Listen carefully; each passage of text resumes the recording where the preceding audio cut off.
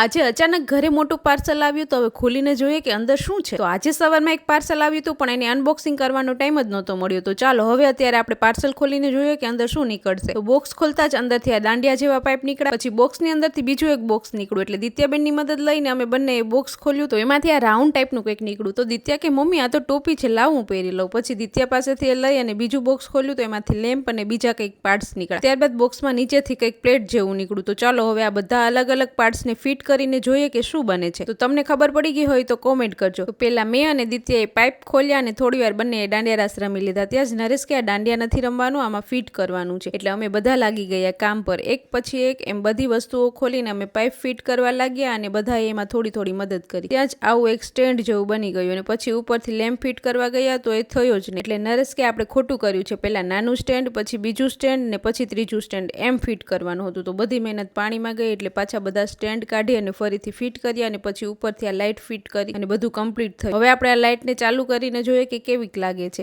વાવ, આ તો એકદમ મસ્ત લાગે છે લેમ્પ. અને આમાં નીચે આપણે સ્ટેન્ડ જેવું પણ આપેલું છે જેમાં તમે ફૂલો કે બીજી ડેકોરેશનની વસ્તુ પણ રાખી શકો છો. વિડીયો ગમ્યો હોય તો લાઇક, શેર, સબસ્ક્રાઇબ કરજો અને ઇન્સ્ટાગ્રામમાં જોતા હોય તો આઈડીને ફોલો કરવાનું ભૂલતા નહીં.